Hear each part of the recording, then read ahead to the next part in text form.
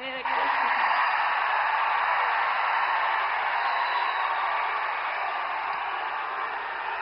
भारत माता की, भारत माता की, भारत माता की।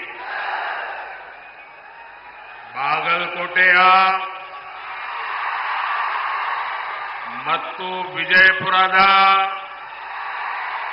ನನ್ನ ಸೋದರ ಸೋದರಿಯರಿಗೆ नमस्कारಗಳು। मैं मां बनशंकरी को प्रणाम करता हूं। इस मन से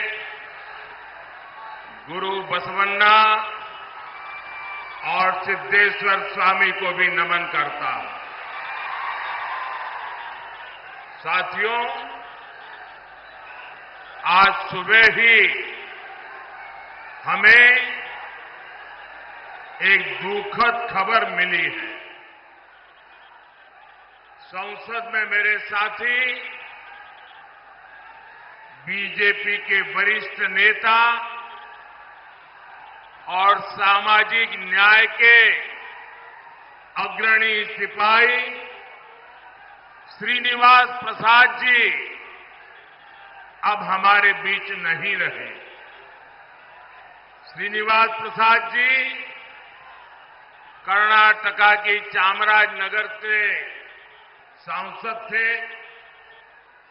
श्रीनिवास जी जमीन से जुड़े नेता थे, सच्चे अर्थ में जननेता थे। अपने इतने दशकों के सामाजिक जीवन में उन्होंने हर क्षण गरीबों, शोषितों, वंचितों की सेवा की। उन्होंने केंद्र और राज्य सरकार में कई अहम मंत्रालयों को भी दायित्व संभाला था।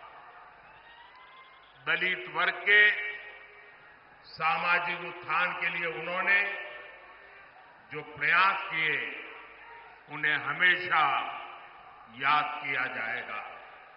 ईश्वर उन्हें सद्गति दे। उनके परिवार और समर्थकों के साथ मेरी संवेदनाएं हैं। साथियों, 2024 का चुनाव भारत का भविष्य तय करेगा। ये चुनाव विकसित भारत के संकल्प का चुनाव है। ये चुनाव आत्मनिर्भर भारत की सिद्धि का चुनाव है। हमारा संकल्प है कि नेक्स्ट कुछ ईयर्स में, आने वाले कुछ सालों में, भारत विश्व की टॉप 3 इकोनॉमी बने। आप मुझे बताइए कि भारत को दुनिया की तीसरी बड़ी आर्थिक शक्ति कौन बनाएगा? कौन बनाएगा? कौन बनाएगा? कौन बनाएगा? जी नहीं, आपका एक वोट बनाएगा। आपके वोट की ताकत है जो मोदी को मजबूती देगी और तब जाकर के देश दुनिया में टॉप 3 इकोनॉमी बन जाएगा। हमारा संकल्प है कि हम भारत को मैन्युफैक्चरिंग हब बनाएं। हम भारत को स्किल सेंटर बनाएंगे और ये संकल्प वैकेशन गुजारने वाले नहीं कर सकते पूरा। मौज मस्ती में जिंदगी गुजारने वाले ये काम पूरा नहीं कर सकते हैं। इसके लिए तो विजन चाहिए और विजन के लिए जिंदगी चाहिए खपाने के लिए। जब विजन के लिए जीवन खपाते हैं और जब एक लक्ष्य को लेकर, एक संकल्प को लेकर 24/7 दिन रात काम करते हैं, तब जाकर के संकल्प सिद्ध होते हैं। और इसलिए मोदी का विजन भी क्लियर है और मोदी का जीवन भी 24/7 फॉर 2047। और इसलिए आज पूरा देश कह रहा है, फिर एक बार, फिर एक बार, फिर एक बार, फिर एक बार, फिर एक बार। जरा एसपीजी वाले ये बच्ची एक तस्वीर लेके आई है, कब से खड़ी रही है, उसकी तस्वीर ले लीजिए। बेटा please write down your name and address. मैं आपको चिट्ठी जरूर भेजूंगा। जरा उनसे एसपीजी के लोग फोटो ले लेना। आप हाथ नीचे करो बेटा, वो ले लेंगे। अब आओ, हाथ थक जाएगा आपका। हाँ।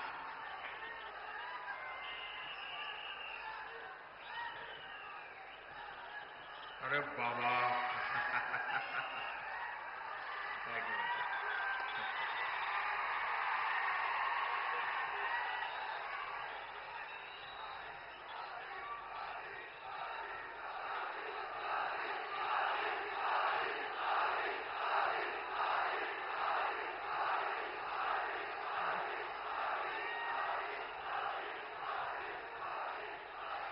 साथियों, जिस कांग्रेस का एकमात्र काम सरकार में रहते हुए देश को लूटना है, उसे क्या आप इतने बड़े देश की जिम्मेवारी दे सकते हैं? मेरा सवाल अगर आप समझ सके तो जवाब देना। जवाब देंगे? जवाब देंगे? आप मुझे बताइए, जिस कांग्रेस का इतिहास देश को लूटने का रहा है, क्या ऐसी कांग्रेस के हाथ में अब हम इतना बड़ा देश दे सकते हैं क्या? कांग्रेस के हाथ में देश दे सकते हैं क्या? कांग्रेस ने 60 साल के अपने शासन में जो उनकी पहचान बनी है, वो उनके पापों के कारण बनी है। भाइयों और बहनों, कांग्रेस पार्टी ने यहां कर्नाटका को भी अपनी लूट का एटीएम बना दिया है। इतने कम समय में ही इन लोगों ने कर्नाटका का सरकारी खजाना खाली कर दिया। हालत ये हो गई है कि विधायकों को विकास के लिए मिलने वाली विधायक निधि का पैसा तक समय से नहीं मिल पा रहा है। और यहां के सरकारी कर्मचारी, मैं आपको अंदर की बात बताता हूं, क्योंकि भारत सरकार के पास इनकी अंदरूनी जानकारियां होती है और मैं आपको चेतावनी चौंकाना चाहता हूं। वो दिन दूर नहीं है जब कर्नाटका सरकार यहां के सरकारी मुलाजिमों को पेमेंट तक नहीं दे पाएगी, पेमेंट तक नहीं दे पाएगी। आपके बच्चे भूखे मर जाएं, ऐसी स्थिति ये लोग पैदा करके रखेंगे। जनहित की ऐसी कोई योजना नहीं जो कांग्रेस के भ्रष्टाचार का शिकार न हुई। और इसलिए तो देश के सभी अनुभवी लोग कहते हैं, इतिहास भी कहता है, कांग्रेस आई तबाही लाई, कांग्रेस आई तबाही लाई। साथियों, कर्नाटका में कांग्रेस सरकार नहीं चला रही है। कांग्रेस पार्टी यहां वसूली गैंग चला रहा है, वसूली गैंग चला रहा है। पूरी सरकार इसी प्लानिंग में लगी हुई है कि कहां से वसूली हो, खजाने में पैसा आए और उसको लूटकर अपनी तिजोरी भरें। हमारा कर्नाटका और बेंगलुरु, जिसे दुनिया में टेक हब पर जाना जाता है, टेक हब के रूप में पूरे विश्व में हमारे कर्नाटका ने देश का नाम ऊंचा किया। आज कांग्रेस सरकार ने ये टेक हब को टैंकर हब बना दिया, टैंकर हब बना दिया। पानी के लिए टैंकर माफिया लोग मनमानी वसूली कर रहे हैं और इसका भी कमीशन कांग्रेस के लोगों तक पहुंच रहा है। लेकिन कांग्रेस इतने से संतुष्ट नहीं है। ये लोग 2G स्कैम जैसा लाखों करोड़ के घोटालों वाला स्कैम करने के लिए सपने देख रहे हैं। आप मुझे बताइए, 7 मई को कर्नाटका को लूटने वालों को सजा मिलनी चाहिए कि नहीं मिलनी चाहिए? सजा मिलनी चाहिए कि नहीं मिलनी चाहिए? कांग्रेस के भ्रष्टाचार का हिसाब करना चाहिए कि नहीं करना चाहिए? चून चून करके कांग्रेस को साफ करना चाहिए कि नहीं करना चाहिए? करेंगे?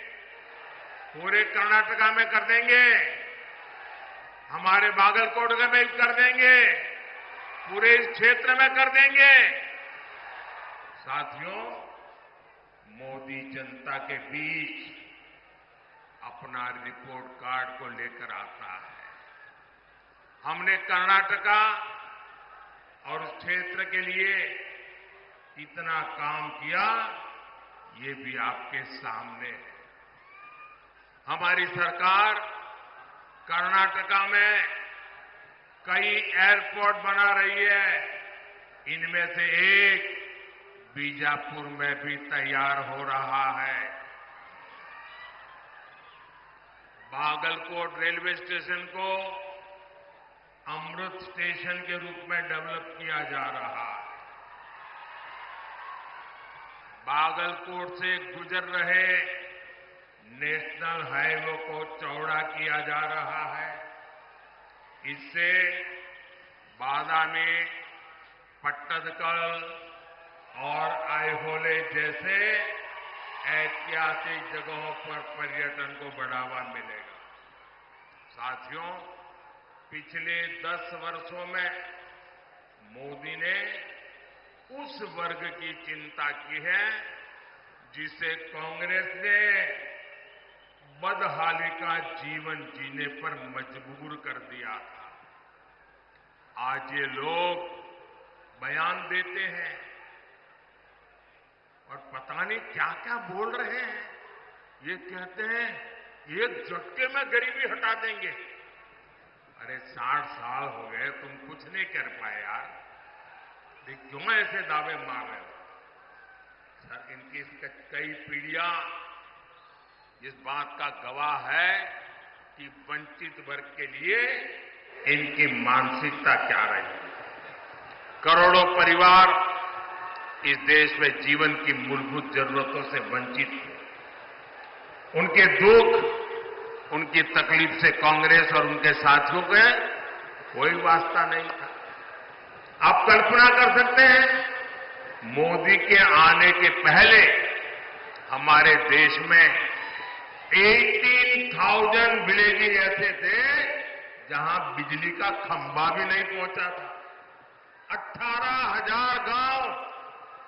आप सोचिए, 21वीं सदी में 18,000 विलेजेज, करोड़ों लोग अंधेरे में जिंदगी गुजारते थे।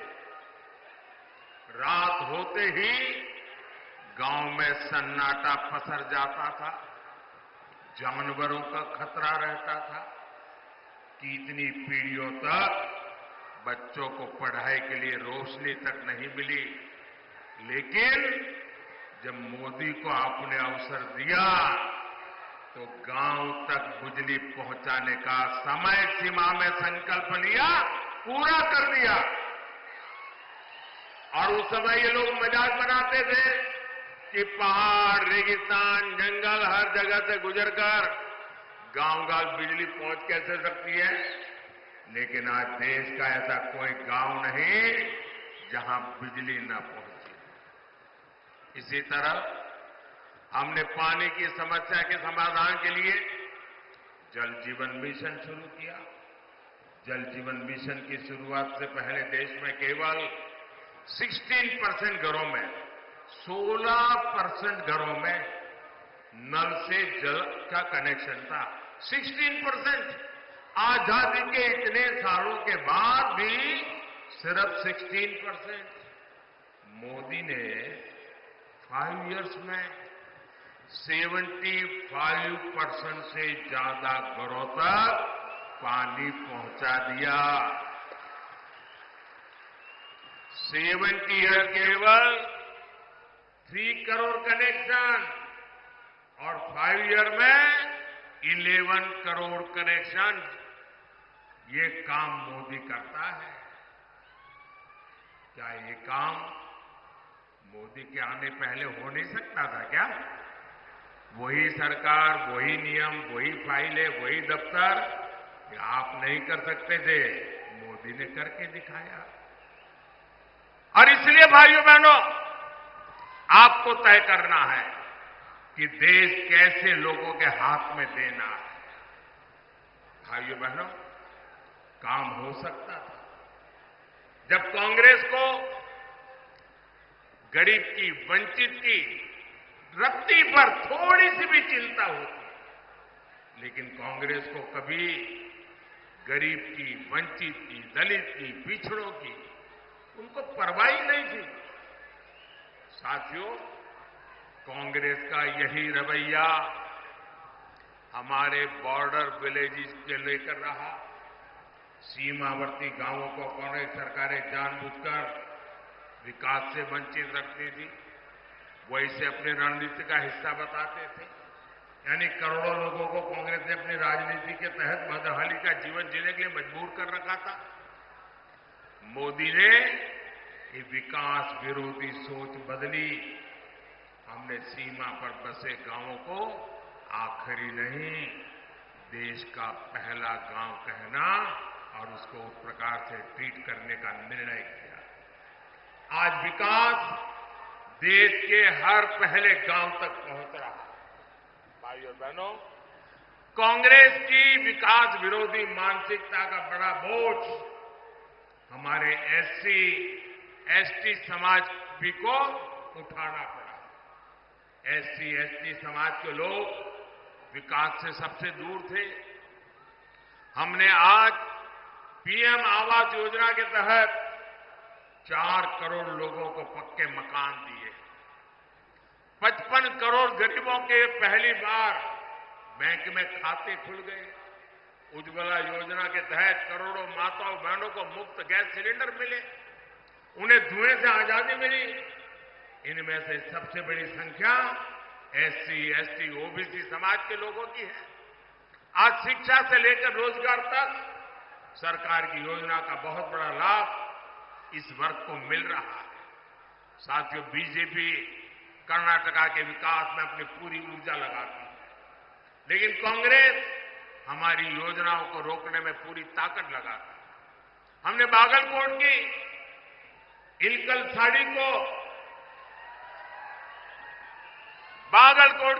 साड़ी उसको वन डिस्ट्रिक्ट वन प्रोडक्ट योजना में शामिल किया, ताकि यहां के बुनकरों को, जिन्हें आप नेकारा कहते हैं, उनकी इनकम बढ़े। लेकिन कांग्रेस हमारे बुनकर भाई बहनों की जरूरतों पर ध्यान नहीं दे रहे।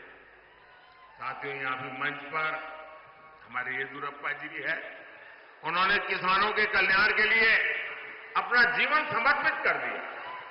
किसानों का हित बीजेपी की प्राथमिकता रहा। हमने हाल ही में शुगर केन का मूल्य बढ़ाया है। इथेनॉल के जरिए हम गन्ना किसानों की इनकम बढ़ा रहे हैं। लेकिन कर्नाटका सरकार ने सिंचाई परियोजनाओं को रोककर पानी का संकट खड़ा करके किसानों को परेशानी में डाल दिया है। साथियों, मैं आप सबको कांग्रेस के एक और खतरनाक गेम के बारे में आगाह करना चाहता हूं। जब से यहां कांग्रेस की सरकार बनी है, तब से कैसी कैसी घटनाएं हो रही हैं, ये आप जरा चिंता का विषय है। उसको एक साथ जोड़ करके देखिए, उसको टुकड़ों में मत देखना। आप सोचिए भाइयों बहनों, हुबली में क्या हुआ, हमारी एक बेटी के साथ क्या हुआ।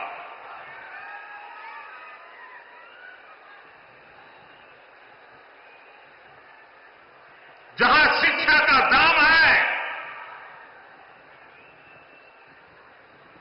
हुबली में एक बेटी को एक के बाद एक चाकू के घाव मार दिए जाए, वो दृश्य देखकर हर किसी का दिल दहल गया। लेकिन यहां की पूरी सरकार वोट बैंक को बचाने के लिए बेटी के सम्मान पर ही हमला करने में जुट गई। तुष्टीकरण के लिए कांग्रेस किसी भी हद को पार कर सकती है। साथियों, कर्नाटका में कट्टरपंथी ताकतें बेलगाम हुई है। कोई दुकानदार अपनी दुकान के भीतर हनुमान चालीसा सुनता है तो उस पर हमला हो जाता है। राजधानी बेंगलुरु तक में दिन दहाड़े आतंकी हमला होता है, बम फूटता है, और सरकार पहले क्या बोलती है, कहती है गैस का सिलेंडर फटा है। ये गैस का सिलेंडर फटा है कि तुम्हारा दिमाग फटा है। बाद में कहते हैं ये बिजनेस राइवलरी थी। भाइयों बहनों, ये नॉर्मल क्राइम की घटनाएं नहीं है, ये आतंकवाद की, कट्टरतावाद की मानसिकता है। और कांग्रेस सिर्फ वोट पाने के लिए इस मेंटालिटी को प्रोटेक्ट कर रही है, प्रमोट कर रही है। साथियों, कांग्रेस की वोट बैंक की राजनीति के चलते अब देश में एससी, एसटी के अधिकार भी सुरक्षित नहीं है। एक और बीजेपी सरकार ने कर्नाटका में तलवारा समुदाय को एसटी का दर्जा दिया था।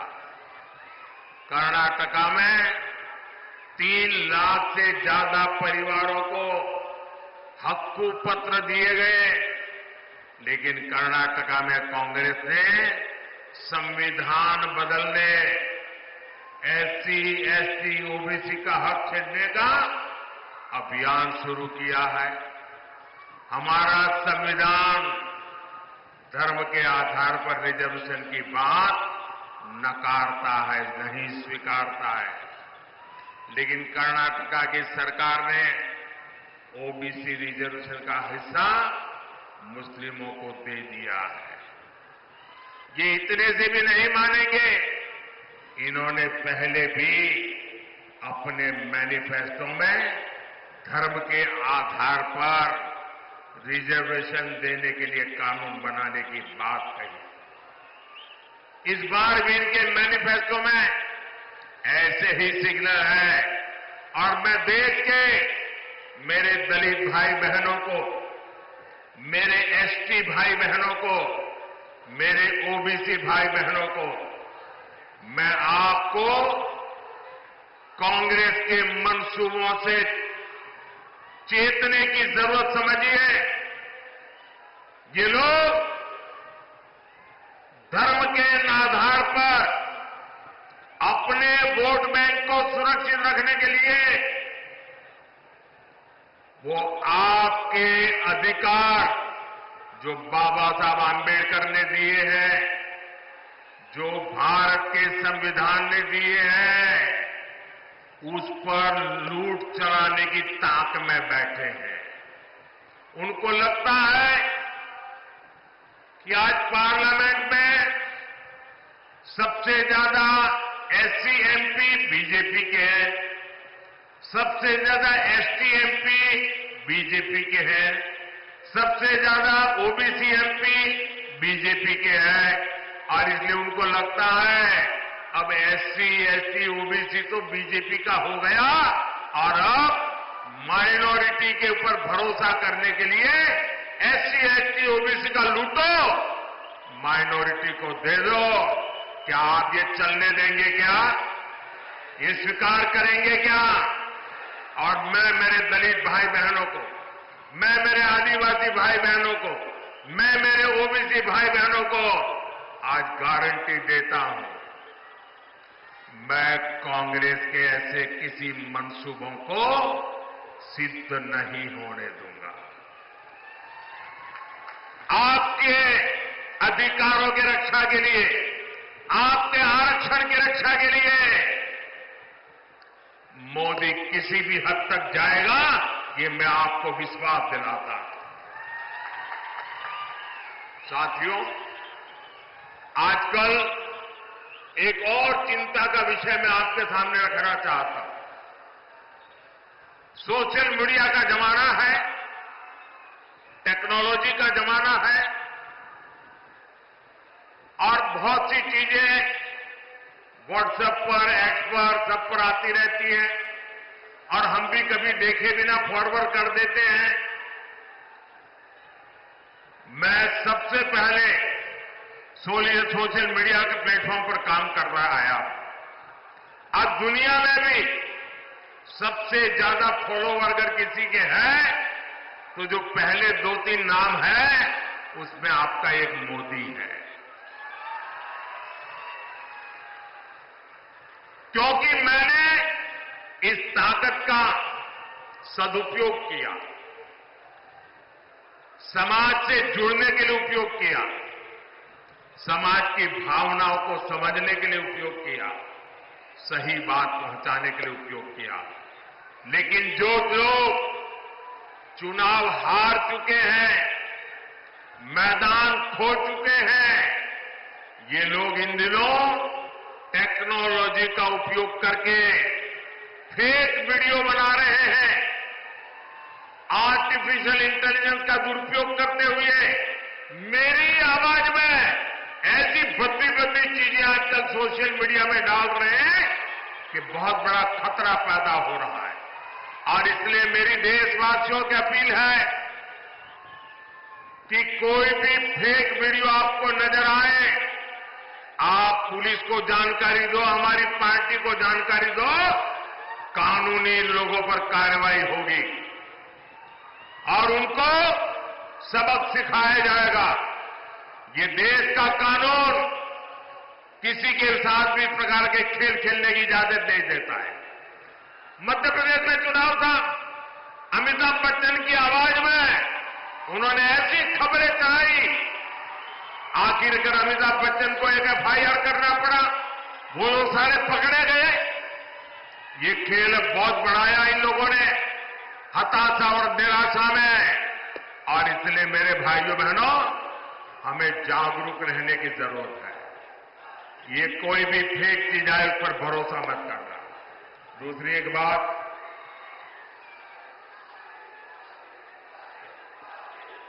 देखिए ये मोदी जो है ना, सीना तान करके आंख में आग मिला करके लड़ाई लड़ता है, पीठ के पीछे वार नहीं करता है।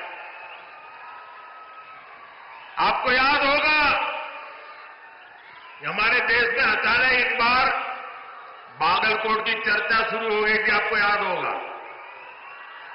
जब मैंने बालाकोट में एयर स्ट्राइक किया तो बहुत लोगों को समझ नहीं आया बालाकोट है कहां, तो बागलकोट को ही बालाकोट बांध करके यहां बम गिरे चलाया, आधा पौना घंटा ऐसे ही चला। भाइयों बहनों, मैंने बालाकोट पर एयर स्ट्राइक किया, चोरी छुपे के नहीं किया, एयर स्ट्राइक कर करके प्रेस कॉन्फ्रेंस करके बताया कि आज हमने ऐसा ऐसा किया है और दुश्मन का इतना इतना नुकसान किया है। इतना ही नहीं, जब हमने एयर स्ट्राइक किया तो मैंने प्रेस को बुला के रखा था और फौज के लोगों को कहा था कि 11 बजे प्रेस को बताना है, लेकिन मैंने कहा कि उसके पहले मैं पाकिस्तान को टेलीफोन करके सूचना दूंगा कि आज हमने रात को एयर स्ट्राइक की है, तुम्हारे इतने लोगों को मारा, इतनी तबाही की है, उसको बता दूंगा, छुपाऊंगा नहीं। लेकिन पाकिस्तान वाले टेलीफोन पर ही नहीं आते थे, तो मैंने कहा इंतजार करो, हमारे फौज का लोग इंतजार करते थे। करीब 12 बजे बात हुई, उसके बाद मैंने दुनिया को बताया कि मैंने रात को एयर स्ट्राइक किया है और पाकिस्तान के छक्के छुड़वा दिए हैं। भाइयों बहनों, ये मोदी छुपाता नहीं है, न मोदी छिप करके वार करता है, जो भी करता है सामने से करता है, देश के लिए करता है। और आज भी जो लोग मेरे देश के निर्दोष नागरिकों को मारने की हरकत करेंगे, ये नया भारत है, घर में घुस करके मारेगा। साथियों, 7 मई को आपका वोट बैंक की राजनीति करने वालों को जवाब देगा।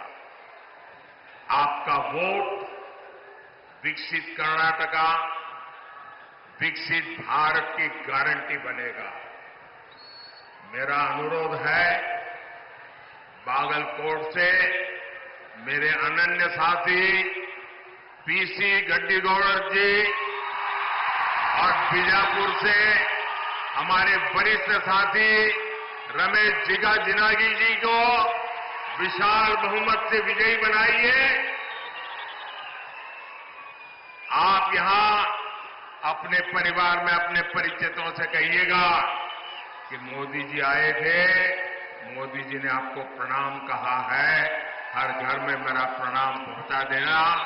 मेरे साथ बोलिए, भारत माता की, भारत माता की, भारत माता की। बहुत बहुत धन्यवाद।